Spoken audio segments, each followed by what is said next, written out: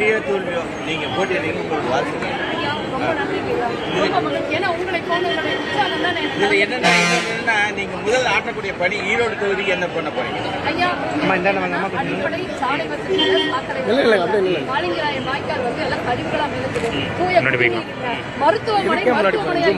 கல்விக்கூடங்கள், அரசு பள்ளிகள் இன்னைக்கு வந்து ஆளே இல்லாம இருக்கு. நான் ஒரு ஆசிரியர் அங்க போய் வேலை வைப்பேன். அது மட்டும் இல்லாம இந்த சாலை வசதி அதுல வந்து இந்த பாதாள சாக்கடை மூடி போட்டு தட்டி விட்டு விழுகுறாங்க. மூடி மேல இருக்கு, சில கீழ இருக்கு. இது மட்டும் இல்லாம ஆரோக்கியமான வாழ்க்கையில நிம்மதி இல்ல. இது மட்டும் இல்லாம எங்க போனாலும் ஒரு சான்றிதழ் வாங்குறா கூட லஞ்சம். இதெல்லாம் கேட்கறதுல 3 வருடமாக சட்டமன்ற அலுவலகம் பூட்டி கிடக்குது.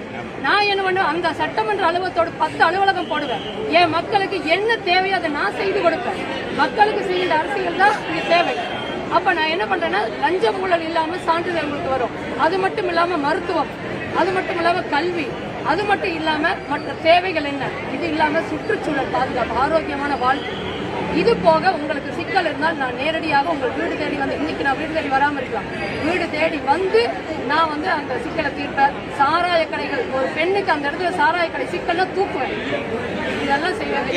எனக்கு பொதுவா கட்சியில என்ன தெரியல, இப்ப வந்து எல்லா கட்சிக்காரும் மது ஒழிக்கிறதுன்னு சொல்றீங்க.